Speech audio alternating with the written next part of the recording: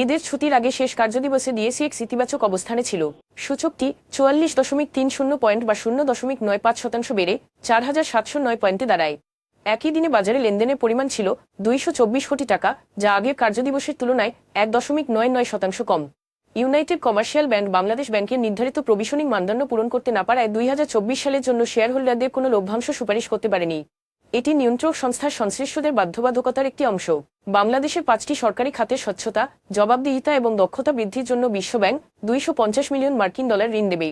এই অর্থায়ন সরকারি কার্যক্রমে আধুনিক প্রযুক্তি এবং ব্যবস্থাপনা কাঠামো উন্নয়নে সহায়ক হবে। মারিকো বাংলাদেশ চলতি বছরের মার্চে শেষ হওয়া অর্থবছরে রেকর্ড পরিমাণ রাজস্ব ও মুনাফা অর্জন করেছে। রাজনৈতিক অস্থিরতা সত্ত্বেও প্রতিষ্ঠানটির মুনাফা আগের বছরের তুলনায় 28.2% বেড়ে 591 কোটি টাকা হয়েছে। বিশ্বব্যাংকের সাম্প্রতিক গ্লোবাল ইকোনমিক প্রসপেক্টস প্রতিবেদনে বাংলাদেশের অর্থনৈতিক প্রবৃদ্ধি পূর্বাভাস অপরিবর্তিত রাখা হয়েছে।